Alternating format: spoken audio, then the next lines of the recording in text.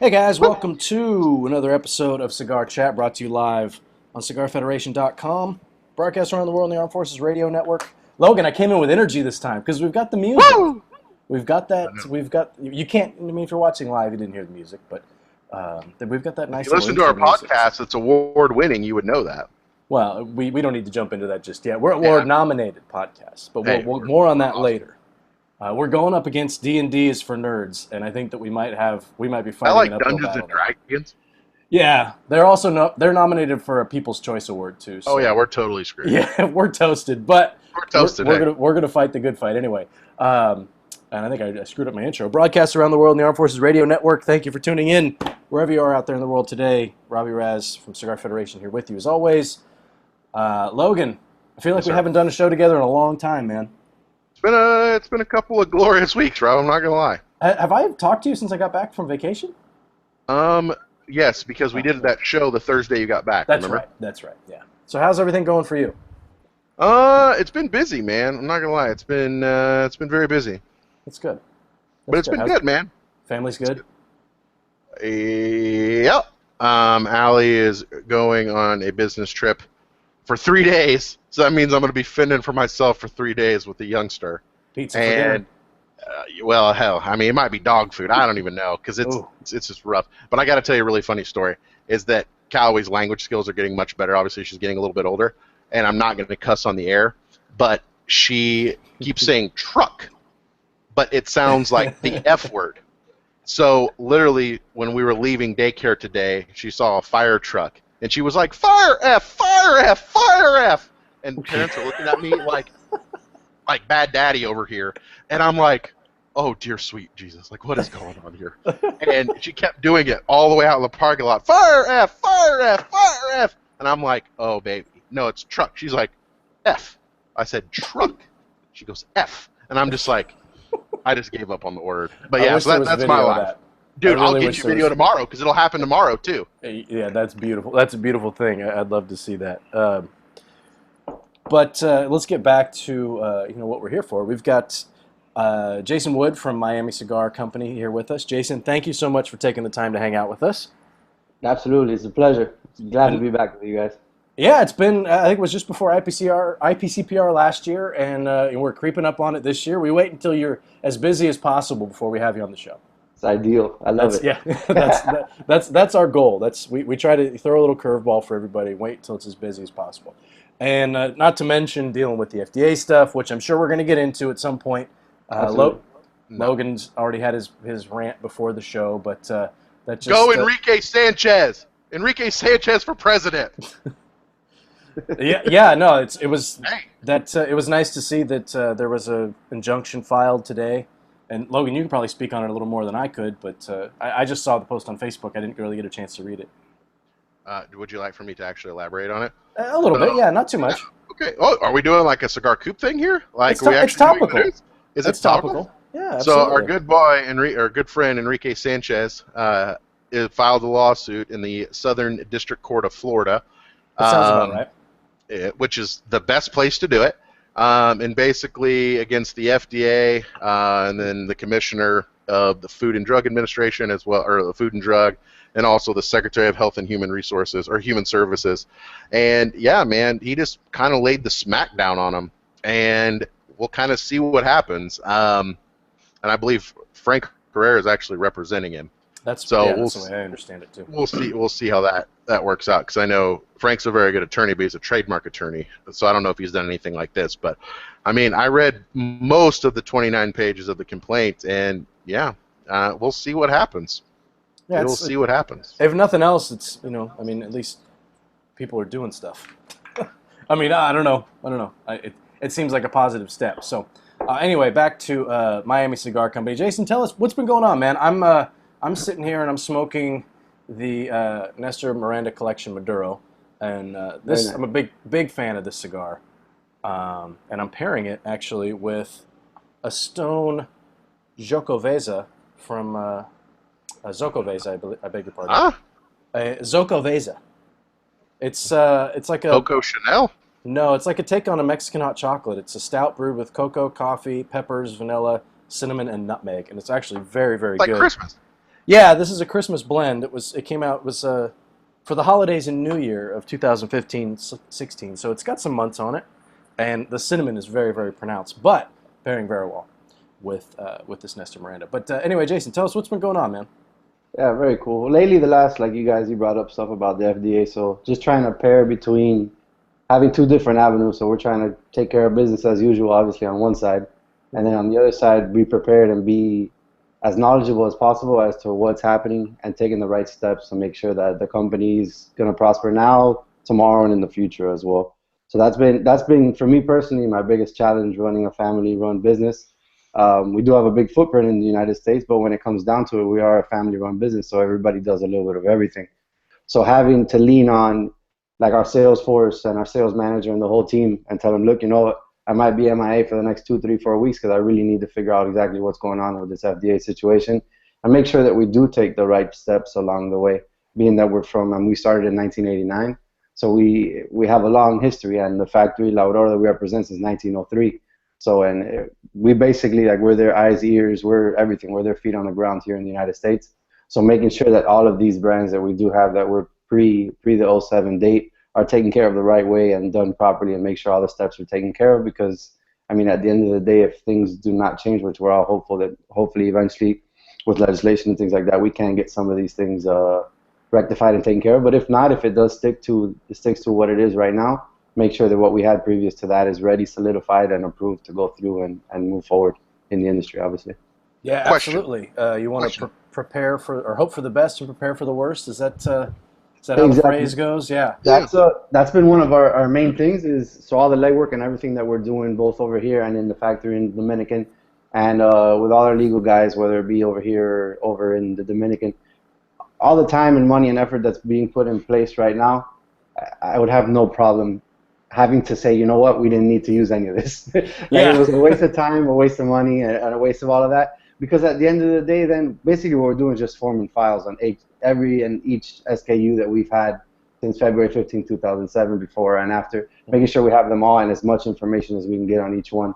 So worst case is I have a library. I have a library of information on each one of our brands. I started after that date, actually, with Miami Cigar. So even some brands that I didn't know that we had carried, that they were there too as well. So it's a learning process all over. But like I said, we are small. We probably have about 30, 32 employees in total. So each one of those 32 employees right now, it's on them 100%, like to do everything that they need to do.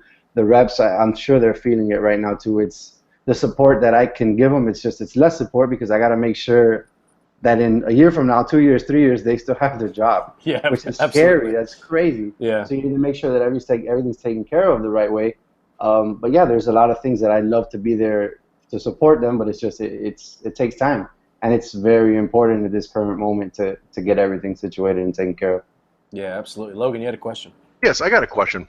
Yeah. It's a heavy hitting question, because a lot of the guys that we have on the show are not manufacturers, but are brand owners that are, all of their product is post whatever February 15th, 2007, and Right. Miami Cigar has got quite a nice stable of stuff pre 2007. Correct. So I would assume that obviously you support cigars, but like, wouldn't it be a good thing if the FDA regulated it for Miami Cigar to wipe out all that competition? Wouldn't that be a good thing for you? I can see, I see where you're coming from with that, but on my side of it, in my perspective, like I said, I came in after that date, so basically learned the industry as best as I could, as fast. I had a fast track. Obviously, I needed to learn as much as I could, as fast as I could. Through the family, it's going to be the phases we're going to go through at a faster process than they normally would, which I'm grateful for. But at the same time, everything that for me personally, and my team has been able to create while we've been in Miami Cigar was after. So for me personally, I'm with everybody else. It's everything that we've looked at and we've worked on, and things that we're working on for the future are directly affected with that, and they could be out of the industry in 2 years. To go back as a company, so looking at it as Miami Cigar as a company, thankfully we do have brands that are before that date. A lot of our big heavier hitters are before that date as well. But competition makes everybody better, to be honest, and that's in sports, that's in business, that's in everything. That's America. Yeah, that's America right there. So at the end of the day, competition, I mean, that's what it is. You see another company out there or another athlete doing better than you're doing, that just drives you to do better. And without competition, I mean, so yeah, there are the benefits of it, but at the same time, competition is what makes this industry great on the manufacturer and distributor side. And then obviously having all those brands out there is what makes the world wonderful for the consumers, because they can constantly go out and try a new cigar and always ask what's new and things like that, which is cool. So ultimately, we are 100% for getting that date changed. Okay, good answer. That's a tough question though. I mean, because Logan, we've talked about this offline. Yep. But obviously there are companies that would stand to gain from that. A lot, right? Like Padron, for example. Not that Padron needs to gain anything because they're doing pretty well as is. Right. But I mean, yeah. But it's not really a topic even worth really talking about at this point. But it is the kind of thing where some companies would benefit from that. I think Miami Cigar is in a unique spot where they're a tweener. They're kind of like a Fuente, right? Like a Fuente or like a.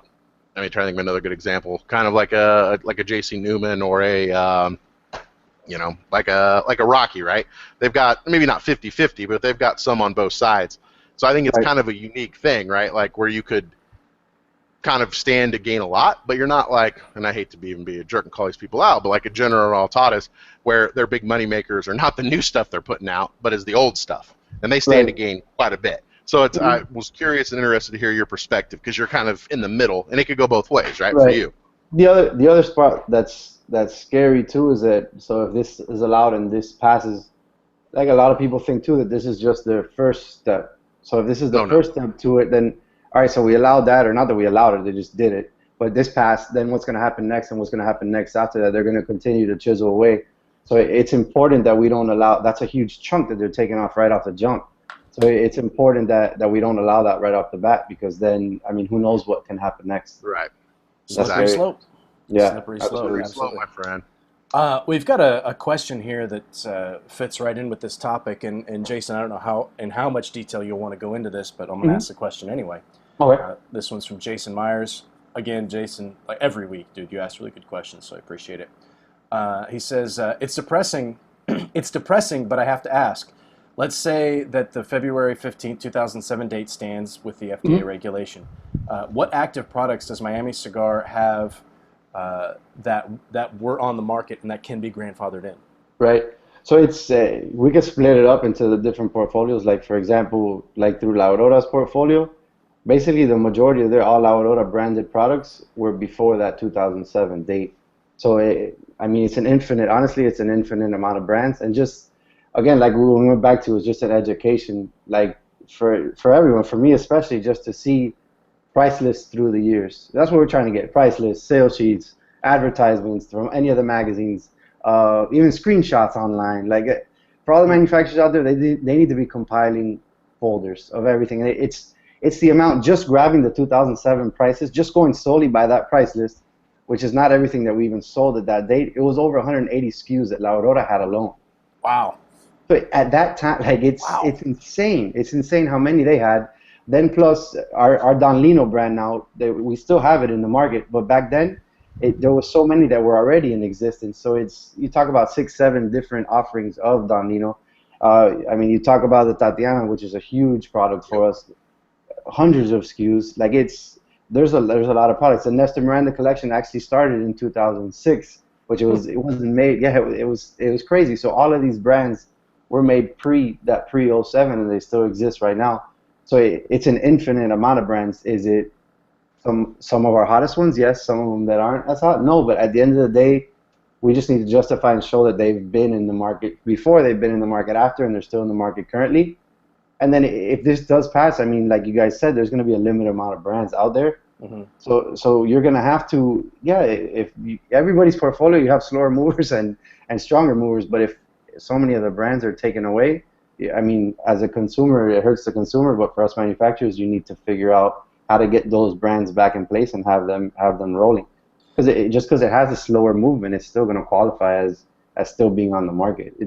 It doesn't say only your best sellers from before 07 and after, as long as they've been marketed and sold and they're in the shops, and just justifying it. And basically, we're looking at each one as a different case. Like, each one is a different court case. Like whatever, a Nestor Miranda coffee break, the cigar you're smoking, like why does that one justify? You guys just rebranded it 2 years ago. Yeah, but that actual cigar was out in 2006. Like it just had a different packaging.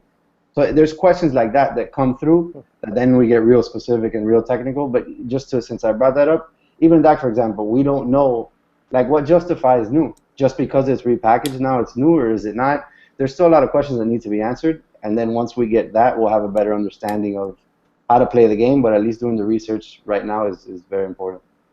Yeah, with something like that, like you mentioned Don Lino, and that's a cigar. I mean, I've seen them around, and I've smoked them in the past, but they're not too common nowadays. But you guys, that was much more popular, before 2007. Correct. So, I guess this is what I don't really understand, and I don't know if you might not know the answer. Logan, you might not know the answer. With a Don Lino, let's say you had this particular Don Lino, whatever it was called, doesn't matter, Right. and that was on the market. Now, can you, if that's grandfathered in because it was available before 2007, can you bring that back to market now with a totally different blend and a totally different look, or does it have to be the same as it was before? From what I understand, and it's not clearly stated, it has to be continually marketed. It has to be the same. To date. It has to continually be marketed to and sold.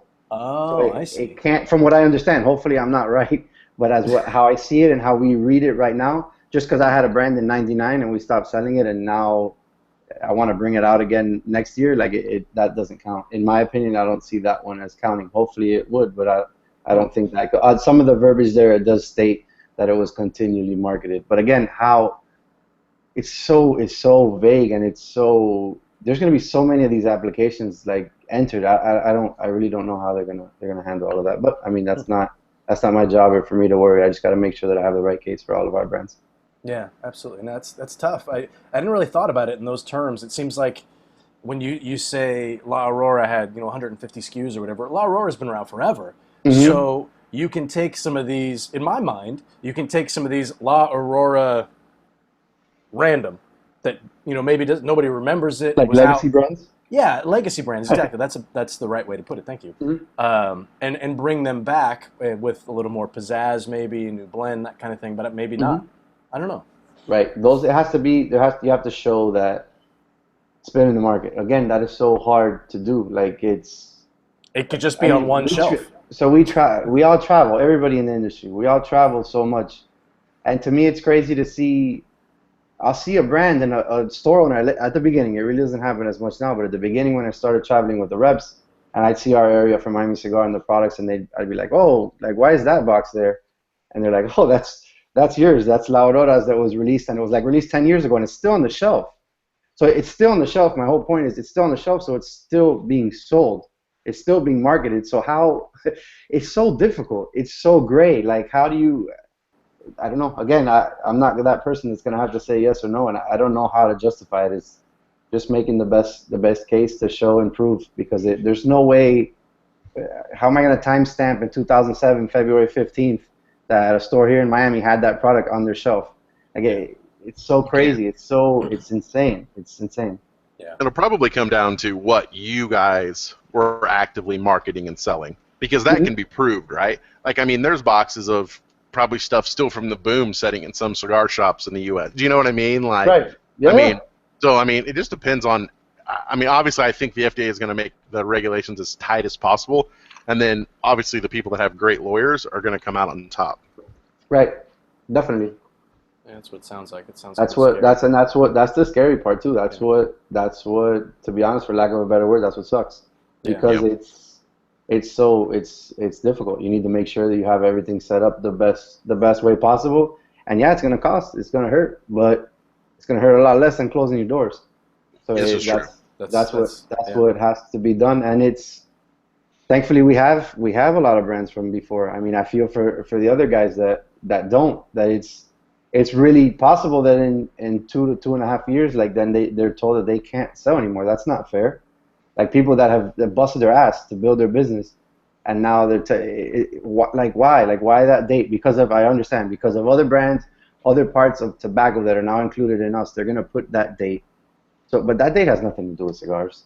Like it's just such a random date. For our industry of cigars, it is. For e-cigarettes and all that, obviously it's not. But for us, it's so random. It shouldn't be. You can't you can't do that. It's not. I mean, they can do whatever they want, but it's just not right. They shouldn't be able to do whatever They shouldn't be able to I do think it. that's the issue. Exactly. I want to jump into, well, I'll remind the audience you're listening to Cigar Chat, brought to you live on CigarFederation.com. Broadcast around the world on the Armed Forces Radio Network. We're here with Jason Wood of Miami Cigar Company. We're talking about the FDA, unfortunately, and I think we're going to get into some more cigars here and try to lighten the mood a little bit, but I'm sure the FDA will rear its head again. Logan, this next segment is brought to us by who? Drew Estate, they're good.com. Yeah, check out Drew Estate. I mean, you guys are familiar with Drew Estate cigars. The Liga Privada, number 9, might be the only one available. I don't know, man, because I thought it released in 2000. It was either 2006 or 2007, but I'm not sure. We'll see. But anyway, hopefully none of that comes to fruition.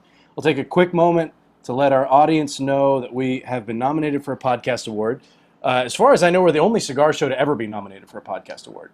That's how awesome we are. I haven't done a ton of research on that, but that tells me that the bar is set pretty low. But anyway, Yes. Go to podcastawards.com, cast a vote for Cigar Federation. We are the first podcast listed under the games and hobbies section, and go down the bottom, put in your name and email. You will not. We've been assured that you will not get any spam emails. If you do get spam emails, please let us know, as we have the email of the guy who's running this thing, and we can contact him directly and let him know. And make sure that you have to verify your email. They will email you after you vote, and you have to click a little verification button, but that's it. Again, podcastawards.com. We appreciate all your votes. You can vote once a day. Voting ends in like 10 days. Like January, it's really long. It's kind June of 12th. Yeah, it's a two week window to vote, but we appreciate all those votes. Let's see.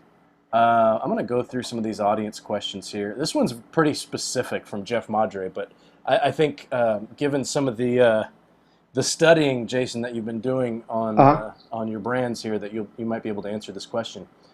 He says, I've been a big fan of the Preferitos Maduro No. 2 for a while, and recently discovered the fabulous Guillermo Leon and 1945 blends, or 1495 blends. Sorry. Mm-hmm. Are there any Miami Cigar Company cigars that you think are often overlooked and underrated in the market? That's a good question. That's And a good question. people ask that a lot. They always more geared towards like, what's your favorite cigar and stuff like that. And they kind of both correlate for me because it's, we go to the factories, whether we're with Pepin or with La Aurora and the Dominican and Guillermo and the whole family, and you smoke these cigars and you're trying to get something that's best for the market, but you can't help but smoke something and try to get the things that you like. So like it's always, so there'll be certain cigars in our portfolio that aren't necessarily the biggest sellers, but to the team and the family, like they're our favorite cigars. So you're always going to make them. Yeah, so it's crazy. Absolutely. It's insane. Like, and it'll be the reps, and it just trickles from there. Like from Nestor, it'll come to me, and then to our like upper management, and then through the reps, and then our close customers and stuff like that, and they'll love the cigar, but the sales are so slow. So it's like things like Casa Miranda made in Pepin's factory. My father, Chapter 2. It's a beautiful, beautiful cigar. It just doesn't have legs. Like it has its sales in its niche spots, but it's just so strange. I mean, this industry is very different in that sense that it's hard to pick that winner. Like you can think you have everything set up to be the winner, and then at the end of the day, it doesn't work out. But like that one, for example, that's like the company, the office's baby. Like everybody loves that cigar. That cigar will never leave. Like it'll always be there. But we try and we pump stuff and pump like investments into it and promotions and specials but it's just like a slower type of cigar, and it happens throughout everything. All Corona sizes a lot too. On La Aurora's portfolio, one of my favorites is a 107 Corona. Yeah. It's hard to sell. That 107 Lancero is another one that I love. They're sizes that we in particular like, but they're slower movers. They don't move as much on the consumer side. So I don't know if that fully answered the question, but there's cigars that we love that they're just, for whatever reason, they don't move like the other ones do. The one that popped into my head, and I had to look up to make sure I had the name right because I haven't smoked in a while, but the Añoranzas. Do you guys still make that? Mm-hmm. Yeah. I thought that was a really good cigar. I thought that was a great cigar. Yeah, I enjoyed that one a lot. That was from the Barry Stein days. Yeah, that was. Those were the Barry Stein. The B. Stein days, for sure. The Barry Stein days. Yeah. Were those good days, dark days? What were those days? That was my buddy, my boy before, during, and after. I love Barry, so it was always good times with Barry. Yeah, I'm glad he's doing good and he's happy up there in the Northeast. He's a good man. He's a Yeah, very good man. Barry's a lot of fun. Yeah, he is. I wouldn't call Barry fun. Like Barry's that a wouldn't lot of be fun. He is, man. He Barry's very fun. cool, but he's not fun. Fun is not the He's right word. fun. He's fun. If you get him out of his element a little bit, he's a good time. He's funny.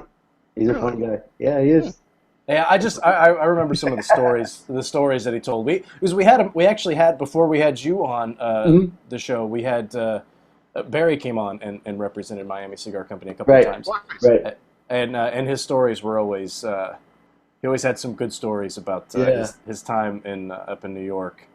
Yeah. So I've never really hung out with him and like Hmm. gone and done things. So maybe I don't know if he's like a fun guy. I just Right. that's what I meant was he had fun stories. Yeah.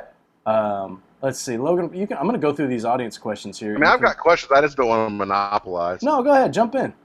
I got to ask, Jason. I think Yep. we met maybe once or twice, but because I know you married.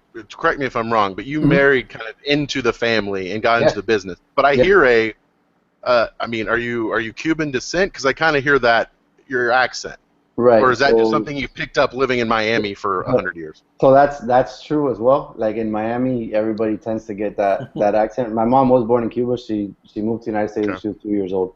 So my dad was born. He's Irish descent. He was born in Miami. He's been raised in Miami his entire life. But my grandparents on my mom's side, my abuelo and abuela, they didn't allow us to speak English in the house. So they always instilled that it was important to be bilingual and to learn Spanish as well.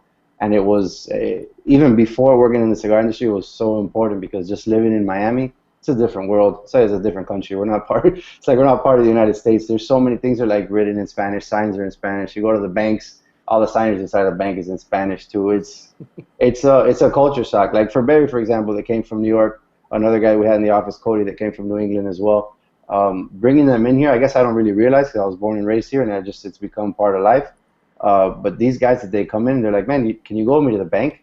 And I was like, well, yeah, I can go with you to the bank. Why? She's like, because I can't talk to anybody there. And I was like, well, yeah, like it's totally true. And where our office is located, it's in Doral in Florida.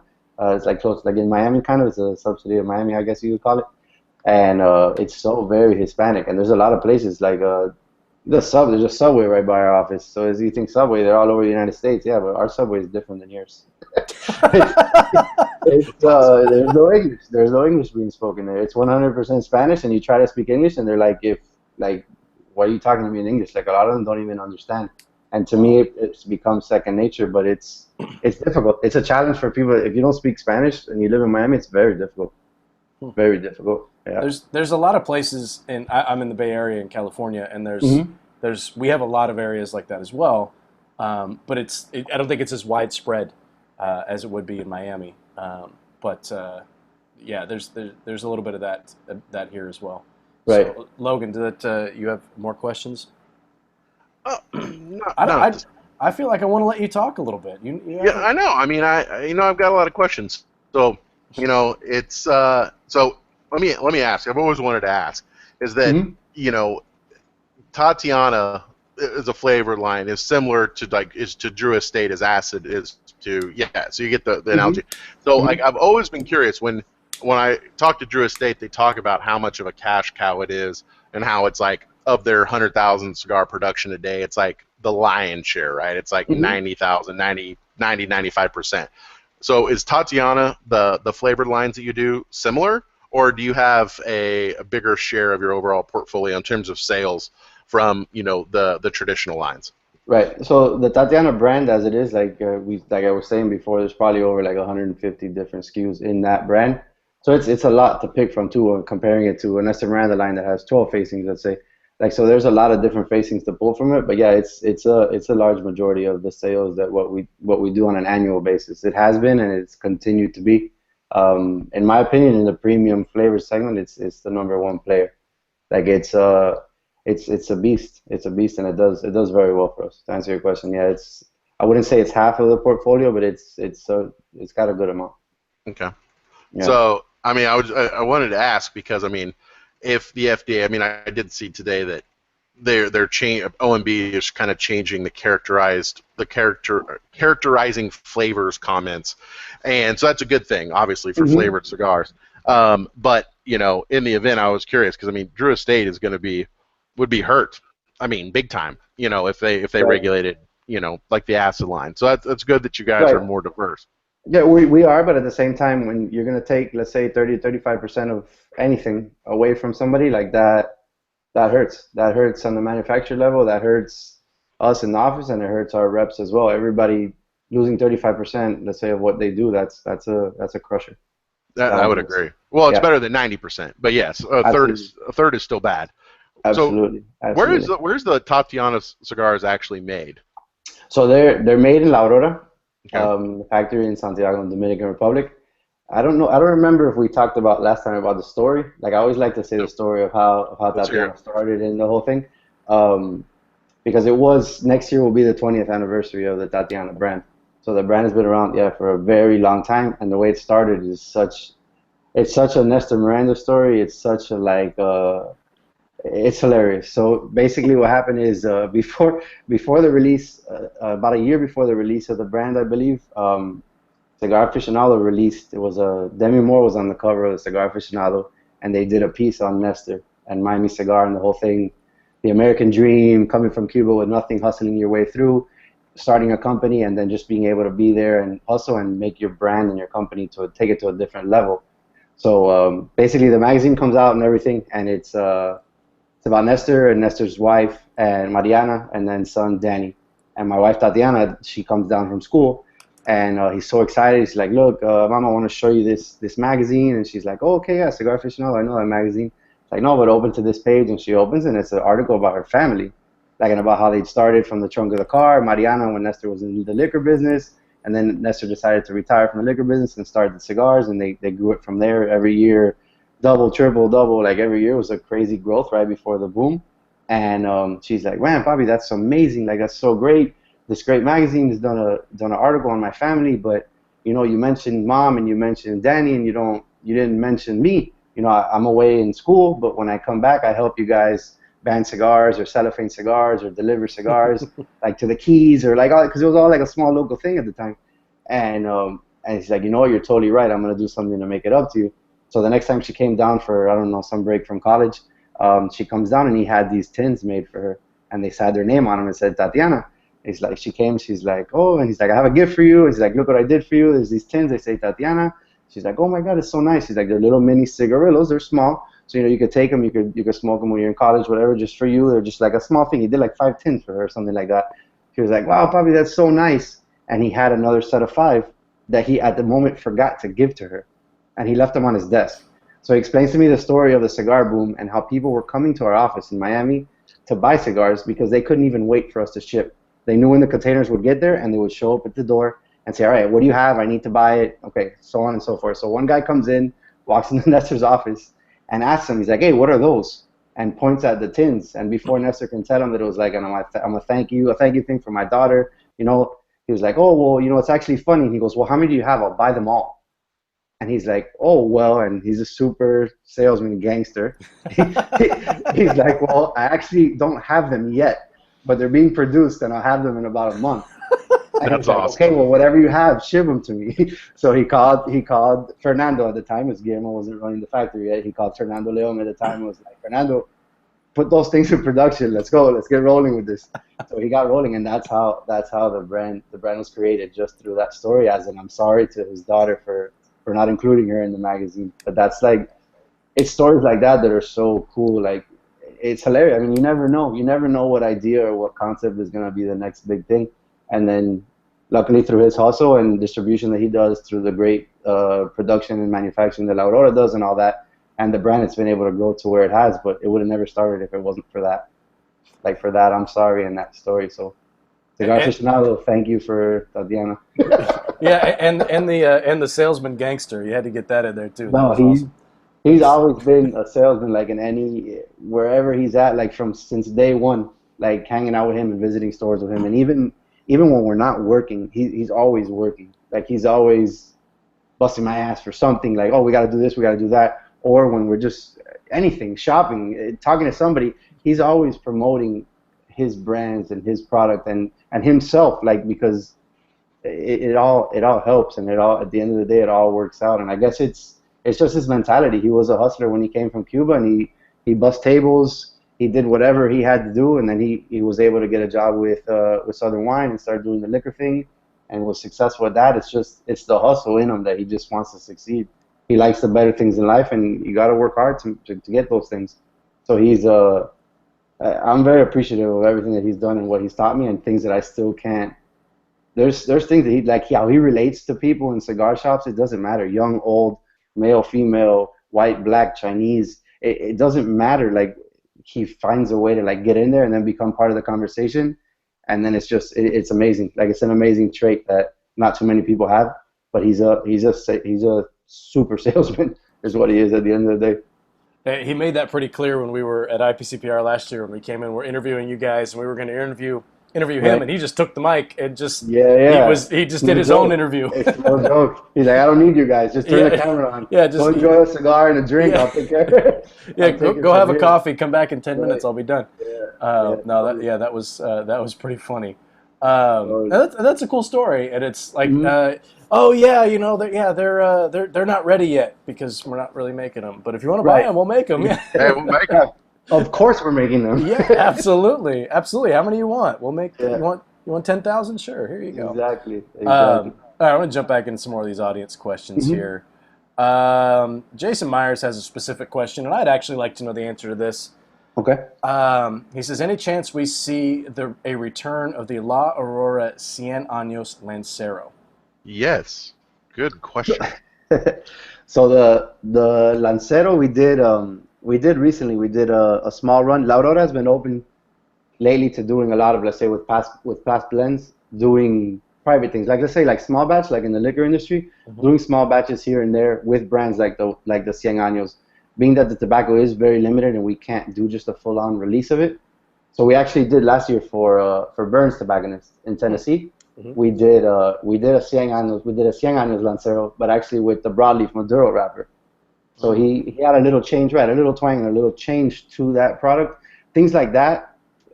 Well, I guess now with the ruling the way things will be, we won't have very many more of those. But that has always been something, like, for the last year or two that we've done off the Cien Años. But an actual new release of the Cien Años would be difficult just because of the scarcity of the tobacco that we have, unfortunately. You know, it's funny. I saw a thing, and I think Jared, one of our mods, actually posted this up on Facebook, and it was a list of like a cigar bucket list. Mhm. And I looked at some of the cigars, and some of them, whatever, but some, like, they had some random stuff on there. One of the cigars that would be on my bucket list, I've never smoked, would be the Cien Años Maduro. I've never smoked that one, and I love the Cien Años. That's one of my favorite cigars of all time, but I've never smoked the Maduro. Right. I That know a was- guy that has a few, so maybe we can make No, a deal. well, that's not why I brought it up. No, that's totally what he was doing. No, absolutely. That's not at all why I brought it up. But it's funny because that was actually the first cigar I thought of when I saw that list, because it was a list of cigars. I think they titled it wrong. A list of cigars you should try. Most of them were pretty easy to find. When I think bucket list, I think of stuff that, like, I've never even seen the cigar in person. I've Right. never really seen it, and that was one of those cigars that popped into my head. Very cool. Yeah, no, I love that cigar. We've got one here from Jeff. Oh boy, Jeff LaPlante. Jeff La Plante. LaPlante. I don't know if you pronounce the E or not. Jeff, I'm sorry if I screwed up your name. And this is a question very specific for you. It says, what is your favorite application of the Cameroon wrapper in the La Aurora brand? That's That is real. that is very specific. It's good that you've been. Yeah. It's good that Yeah, you've we're been doing your homework. We're digging deep on this one, and we're going into the deep waters. And Yeah.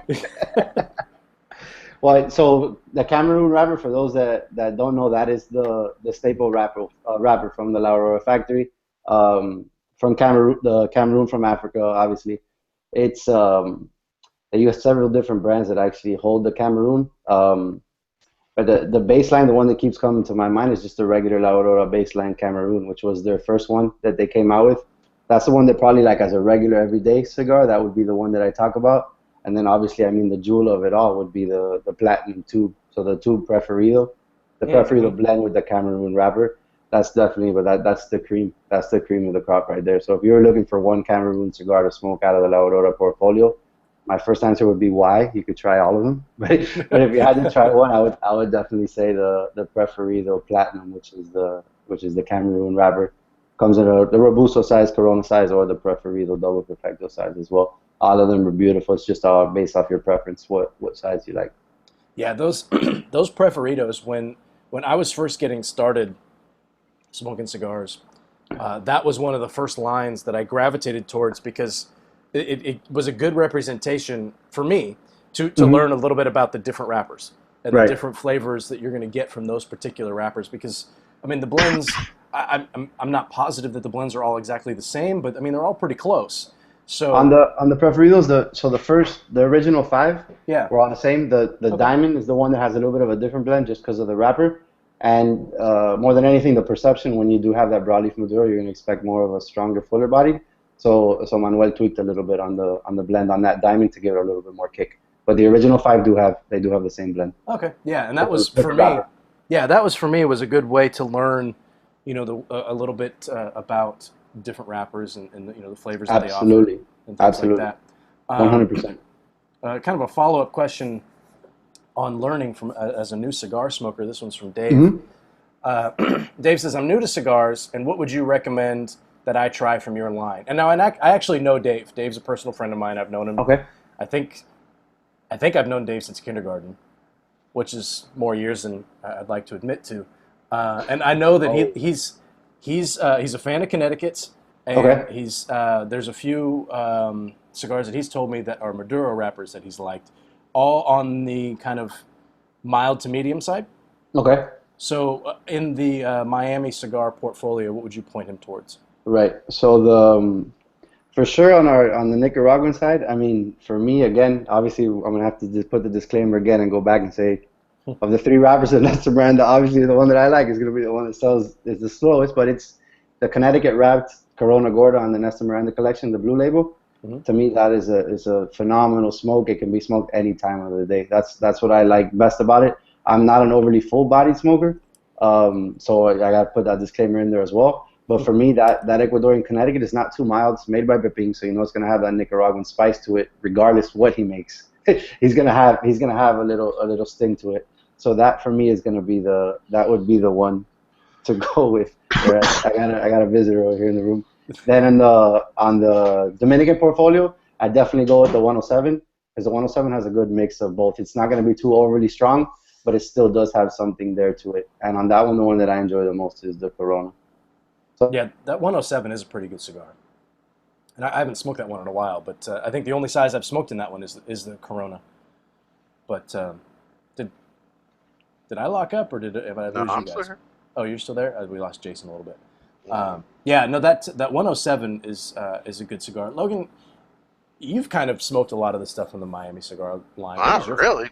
You haven't? No, man. Well, I mean, I know you smoked the Cien Años. Oh, of course. What are some of your favorites out of Miami Cigar? Because I really do like this this Nestor Miranda Maduro is good for me. And that the Dano was really good too, but it's a big cigar. I mean, it's like a 7x56. I mean, one of my favorite cigars of all time is the Nestor Miranda Dano. I think it was the 2009, the Oscuro. That's just a good cigar. Now that was one that they re-released. It was a regional one. They released that as a Nestor Miranda regional, and you're right. That is a fantastic. That was in 2012, I think. They did as the Chico's Choice.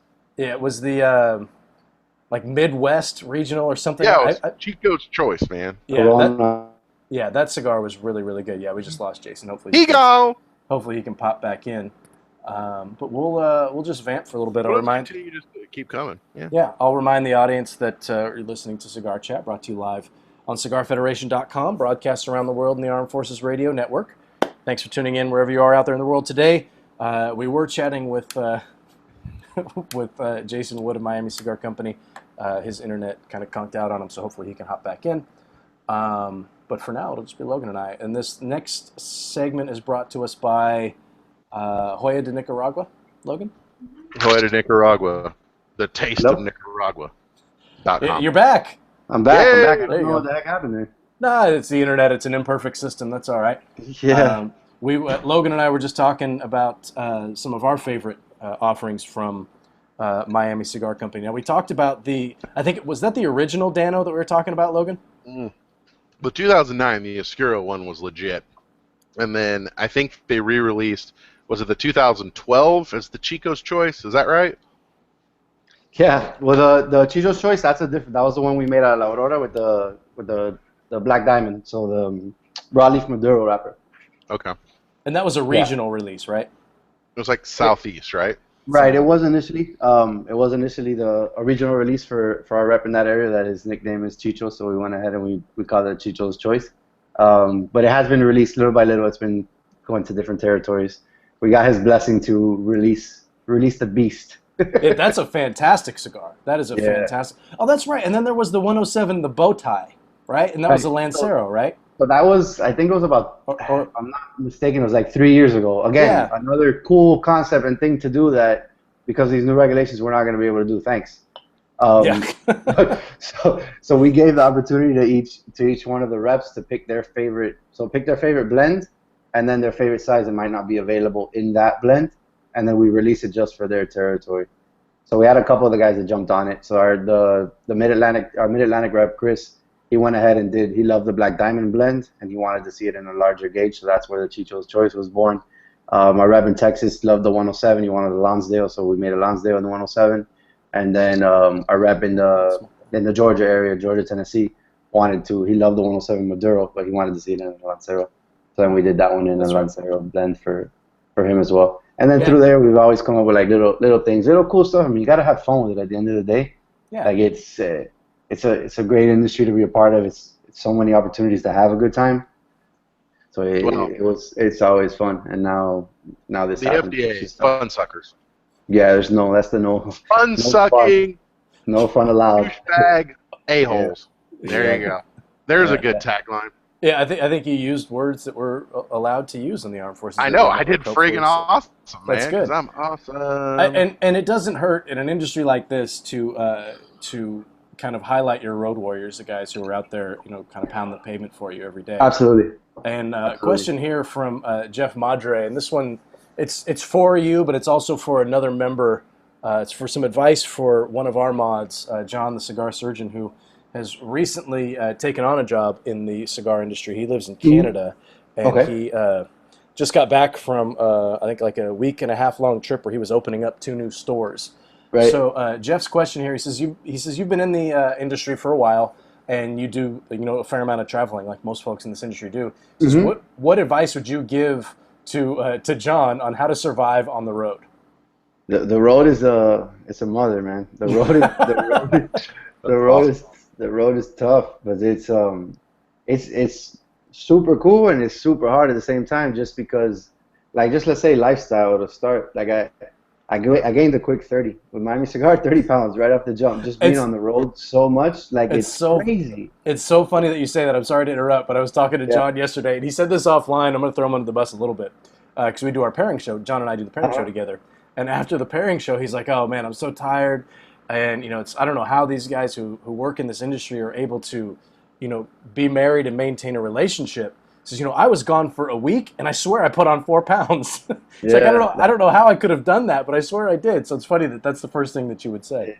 Yeah, because you think, you go hang out, maybe you go out with a customer after, have dinner, have drinks or something like that, whatever it may be. Even if you don't have a customer after, I'm spending one maybe 2 weeks out of the year with each one of the reps that we got, and for the most part it's 1 week, and then I see them at IPCPR in the sales meeting. So that week that we're with them, it's not like, all right, we're done, stores closed at 10, all right, let's call it a night and we're done. And then we just take me to the hotel and I see you in the morning.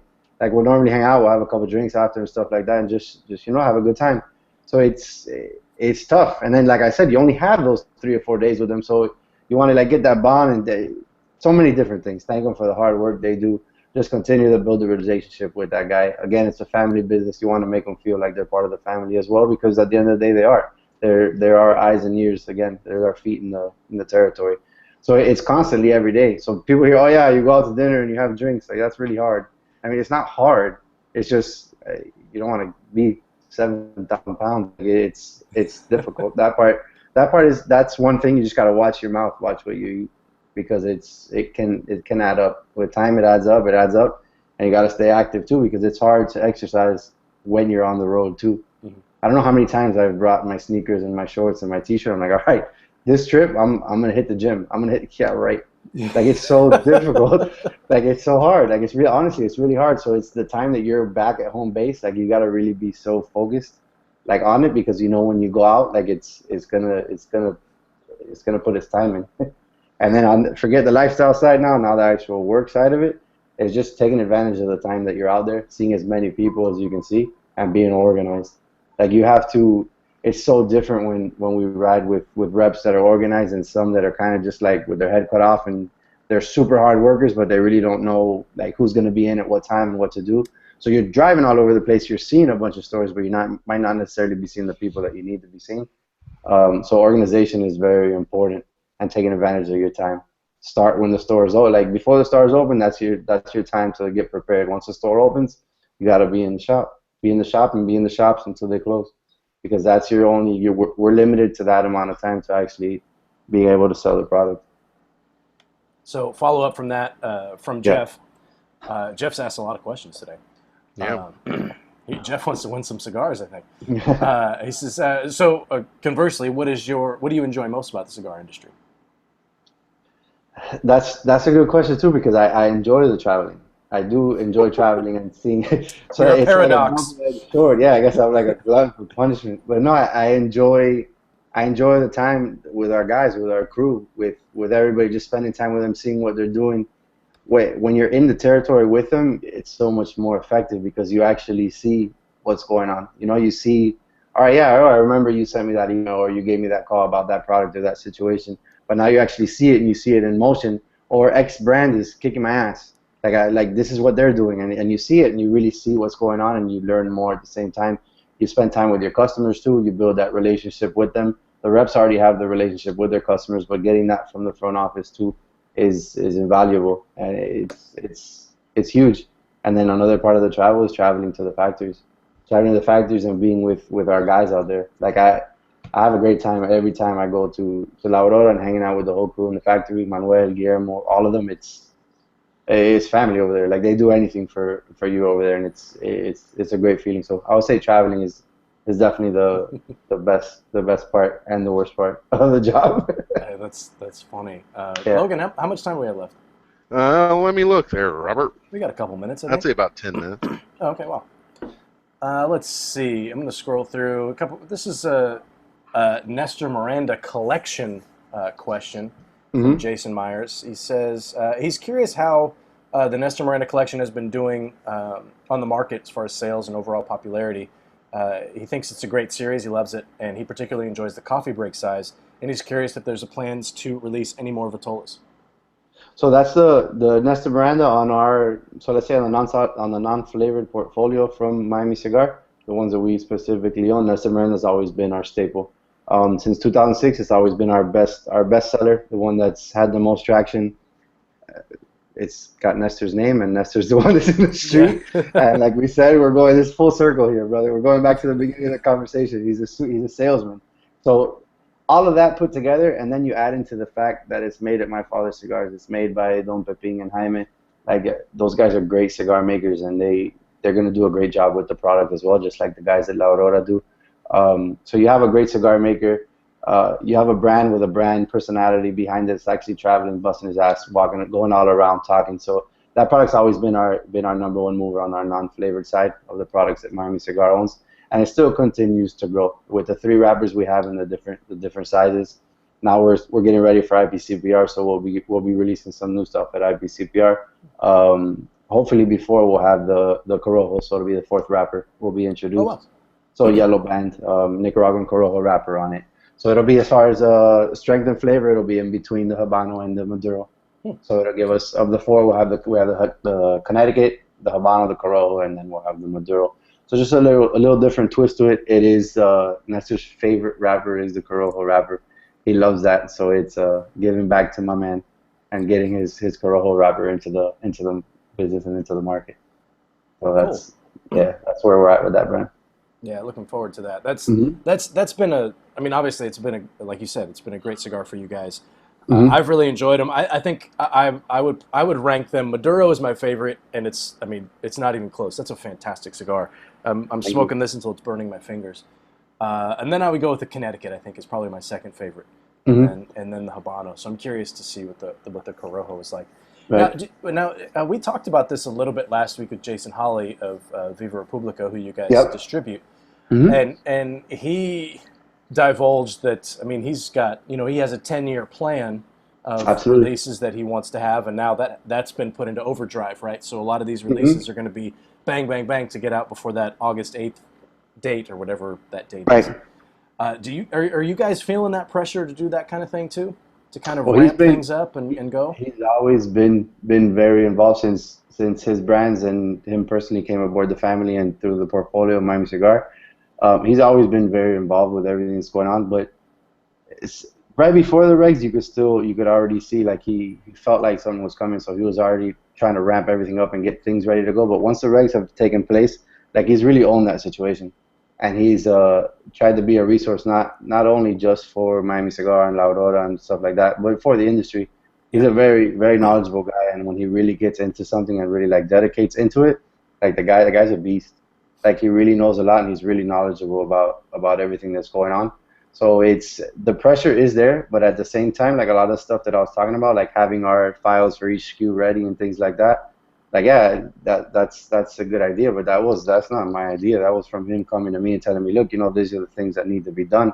This is what we need to do. And I was like, damn, you're totally right. Like this is what has to get done. We need to get these things set up and situated and ready to go. So he's ramped it up, but at the same time, it's all hands on deck, like what we were talking about. And he's jumped aboard and he's ready to roll, like with everything that needs to be done. And then with his own brands as well, at least we had the blueprint set up and ready to go for the next 2 or 3 years. But now it's for the next 2 or 3 months. You know what I'm saying? So it's to get it ramped up, get it set up, get it ready to roll. Like the Ivy project that he spoke about, they're shipping from the factory this week. So we're gonna get those in, get them ready to go, and get them into the market right away as soon as possible. All the different things, the Lanceros for the Guerrilla and Advanced Warfare, those will be coming in about 3 or 4 weeks. So all of that stuff, to have it all ready to go and ready to roll, like it's not even about getting samples or getting a few things like ready. It's like the whole production, having it ready. And it puts a lot of pressure on the guys at La Aurora too. But we even went over there just for one day to explain to them like the pressure, the seriousness of this. Like it's not. Dominican life is awesome, man. I tell you, like they like it's their pace. You know what I'm saying? And it's been like that for them forever.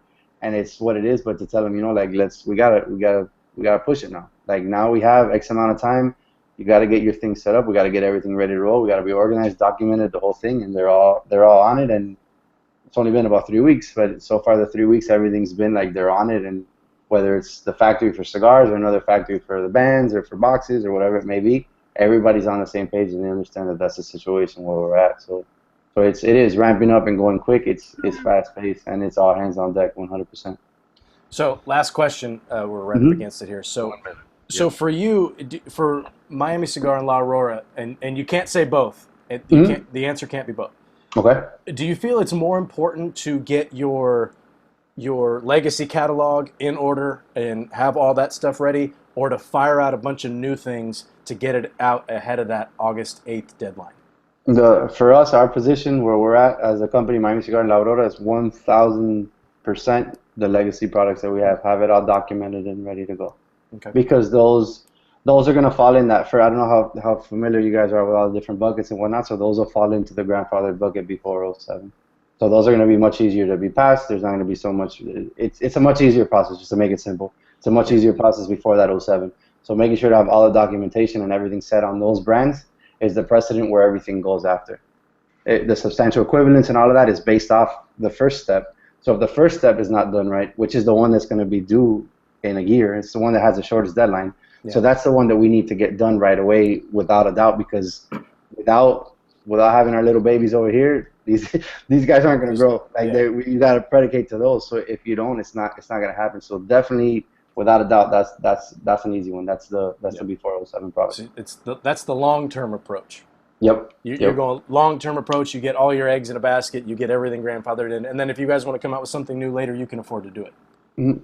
Yeah, At least that's the way that I understand it. You can just get those other ones set up. It's not to say that we're not going to try to push a few through before Sure, before sure. the deadline. But you asked me one answer, and that's the answer. I'm more concerned about the grills. And that makes, for the position that you guys are in, that makes total sense. Absolutely, 100% sense. So we've reached the end of our Armed Forces Radio segment. Jason, thanks so much for hanging out with us, taking the questions, and being generous with your time. Really do appreciate it. Everyone out there in the Armed Forces, I say this every week, you guys are built to do something that I'm not built to do, and I have nothing but respect for what you guys do. Thank you so much for everything that you do, putting your safety at risk to to keep us safe and let us kind of prattle on about cigars and beer and things of that nature. So I have nothing but respect for what you guys do. I hope you were able to enjoy us prattling on for an hour, and hope you got to take some time and relax.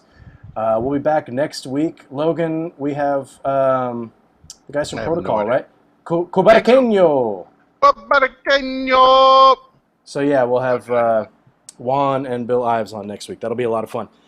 Thanks everybody for tuning in. You can find us at CigarFederation.com. Do not forget to vote. PodcastAwards.com. We are under the games and entertainment, or games and hobbies section. Everybody have a great weekend. Stay safe, and we'll catch up with you next week. Later. And we're fucking back. Okay, so we're still live. So don't say how bad Barry sucks. We're still live. Our podcast listeners can still hear us, and we're still live on. We're live now, and our YouTube will still go. But this is not going in the Armed Forces Radio, so you can say shit, bitch, cockballs, whatever you want. You don't have to say earmuffs. But that was a good show. I like. Good. One thing I like about you, Jason. I like the way that when you're talking, you look directly into the camera. Yeah. You make really. It's like you make eye contact with everybody who's watching. I think that's awesome. There you go. I want them to feel it. Feel it. Yeah. You're making that connection. That's cool. So we've got some giveaways. Logan, I picked 3 winners. Hold on. Who did you pick? Let me just write this down so I can make sure these beg your pardon. Their shit. I picked 4. Okay, hold on. Let me just write this down. And then we can pick some. We can pick some randoms. We can pick some podcast guys as well. I picked, based on questions, Jason Myers. I feel like we keep Jason Myers. He didn't buy shit. He just stocked. He comes to the show every week. He asks really insightful questions, and we keep his humidor stocked. So Jason, again. Until the FDA. For now. Hey, but don't worry. Logan's got a good lawyer, and I think I got a way to figure this shit out. All right. Okay, so that's good. So Jason Myers is a winner. Jeff LaPlante. Jeff, I hope I said your name right, but you asked a really good question. All right, Jeff, you're going to need to email me because I don't have your shit. Dave M., who, I don't have your shit either. Full disclosure, I've known the guy forever, but he did ask a pretty good question. And Swede Lindstrom asked a bunch of questions. And actually, a question just popped up from Jacob Watts. And I don't know if his avatar is the guy from Twilight who turns into a wolf, or if you mean Jacob. Jacob, yeah, his name's Jacob Watts. Is that the guy's name in the movie? Yeah. Oh well, maybe that makes sense then. That's why or if he's just cut up and decided to take his picture without his shirt on. But Jacob's question is actually about guerrilla warfare, so he's a week late. But sorry, dog. Jacob, we do appreciate the question. But those are the 4 guys that I picked. And I know we can pick. We're gonna do. We got a ton of shit. Yeah. Email me, Logan Cigar Federation, Miami Cigar Company, in the subject line. Your full name and address, and a statement certifying you're above the legal age in your current jurisdiction to purchase tobacco products. And I will randomly select. I'm going to be shipping out a bunch of shit, like all the Viva Republica stuff from last week and then this week. So Logan's going to be a busy beaver tonight, my friends. Let's pick a couple of podcast winners, too. Absolutely, Rob. That sounds wonderful. So have the podcast winners go put podcast in the subject line. Yeah. And it will be Forrest. We know. I call Forrest out every week, dude. Ian Winchester. Forrest and Ian, they will be the first 2 guys to email. There's a new dude, though. There's a new dude that's been emailing me, but he's always like 2 weeks late. And I'm like, who the fuck is this? Well, I don't remember his name, though. I wish I need to find his email because it's kind of funny. You know, it's one thing that John actually pointed this out during sharing our pairings. Our podcasts are downloaded in 160 different countries. That's just not fucking possible. That's crazy. It's absolutely possible. No, And there's no way. There's like 100 and we did. Tony Bellotto There's not looked up. 160 English-speaking countries in the world. It doesn't matter. There's a Google Translate. I'd love to hear how I sound in German. Probably a big flopping douche. Yeah. Just like douchey, douchey, douchey, douchey. That's what you Yeah, I sound don't know, but 160 countries our podcast is downloaded in. So out of 193 countries in the world, we're like 3 steps on the way to world domination, my friend. Well, Dominate. that's what they say. We got to find those 33 countries that we're not in, and we got to hit those guys pretty hard and say, you need to check out our podcast. I mean, these are places probably don't have fucking internet. No, well, they must if they're downloading our podcast. Well, no, I'm saying the others because we're so fucking awesome. Being nominated for the podcast I see award. what you're saying. Yeah, I see what what you're saying. So you're saying like Eskimos in their igloos can't download us? You mean the proper word would be the Inuit people, Rob, because they don't. Is Eskimo not the right term? That's not a proper term, man. I beg your pardon. I didn't realize that. Yeah, it's Inuit. Inuit. I did not. I just make you feel awkward. I don't know. I don't know if they prefer Eskimos, but their technical name is Inuit. Well, if I offended anyone, I apologize. So let's see. Jason, we talked about a lot of different topics. Is there anything that you wanted to talk about that we didn't touch on? I think it was pretty good. We talked about. I wanted to get the FDA stuff out. I wanted to. That was good. Yeah, we had to talk about that. Yeah. Yeah, absolutely. I don't mind. I mean, people need to know what's going on. Yeah, for sure. Yeah, for the brand and for our company too, just to show there's a lot. We have a lot on the table there besides what's after '07. There's a lot of stuff pre '07 as well. So that's good too. It's just even like the IPCVR stuff. It's so it's difficult. Like I know what we had set up from before, and then it's all the other things that they're gonna be released now. It's gonna be crazy. Yeah, it's gonna be so insane, and it's like you said, like where's your main focus? Like the main focus is from before, but at the same time we're focused on the new stuff too because you still have 2.5 years for those as well. As long as they've been put in place and they're marketed, then you can still have your little short runs, another run at short runs for 2 years, but you just got to put them in place now. So it's just thinking, man. Like I don't see all the manufacturers. I mean, I don't really think they're all doing it, but they need to do it. They need to get on point and think about everything that's going on. And you got to think about it. A worst case scenario that you have 3 months for the rest of your lifespan in your industry. You know what I'm saying? So it's basically, like, it sounds horrible, but it's really what it is. So you got to get everything in place, everything in the right. Like I tell a lot of people too. I mean, it's tough. Like it's a horrible spot to be, but at the same time, it's for those that are really focused and really prepare themselves the right way. Like it can totally catapult your company if you're planned and you're set up the way that you need to be set up, and you can really look into the future as much as possible, and like have those whatever it may be. If it's your limited runs or something special that nobody's ever even come out with, something crazy. Like who cares what it is right now? If you come out with that and then down the road it is something like who knows, like a cigar shaped like this, like like whatever crazy thing that it is. Could you imagine if you came out with that size or that format or that something and no one else like that? Things like that, like that's how you got to think. Like you got to think about the future. Like I 100% agree.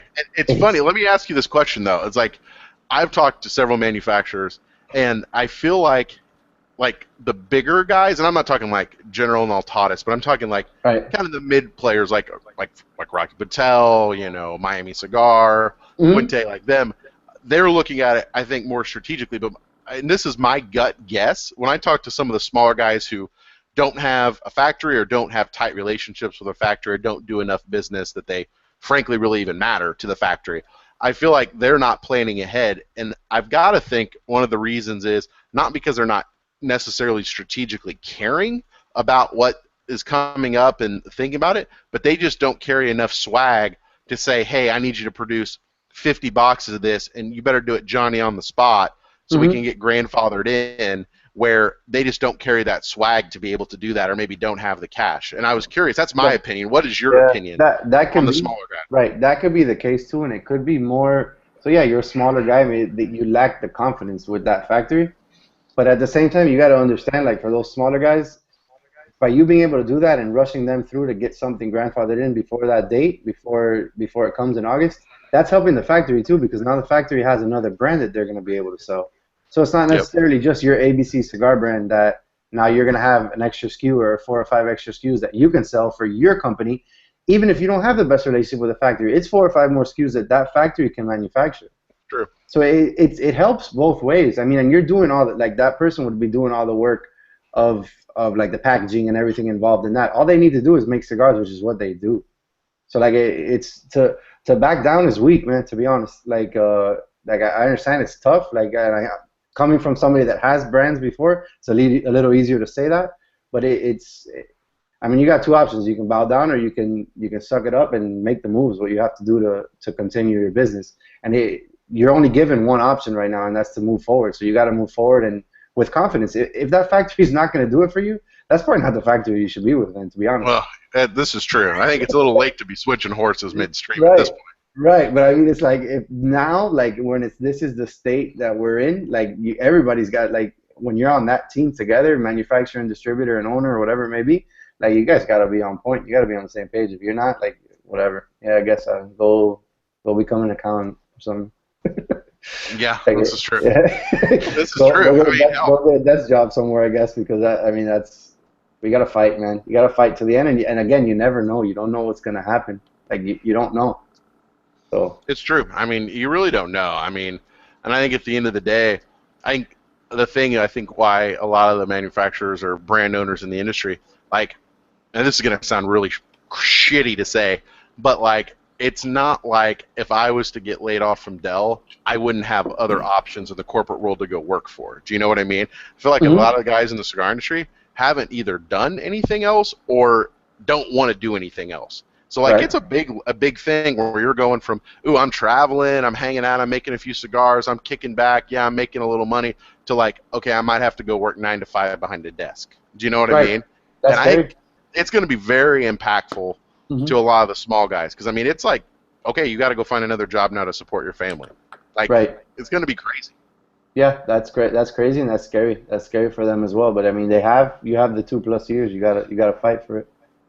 What do you think other people are doing? I mean, I've heard a lot of people talking about going to Europe, but from my understanding is like going to Europe, yeah, you might sell some volume, but you're not going to make shit for money, just the way that the brokers work and stuff like that. What have you heard of other things that people are doing to try to weather the storm? I mean, currently, other than making cigars, but beyond that, what on would be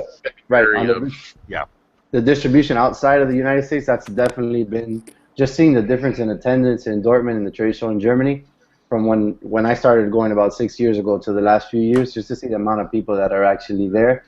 And manufacturers, like guys that we know, it's still not like an IPCPR or anything like that at all. No, but I was there last year. Right, to see the amount of people, it's totally different. But there's so many more guys in the game now from the United States because they see they need to expand their business. But just like it's tough. Like you have you have 40 countries you sell in, 50, 60, whatever it may be. The bread and butter is always going to be in the United States. There's some other states that do decent business, but it's not anywhere near what there is in the U.S. So yeah, I mean you can go out to these other countries, but they have their own regulations too. It's not all sweet and dandy and everything is great over there too.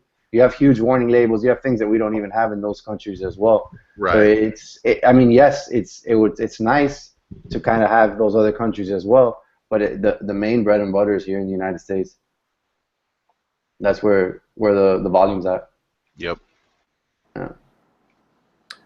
On that note, one final question, and because I mean, I got to be honest, I got to get in. The Dubs game started about 15 minutes ago, so I'm gonna have to go.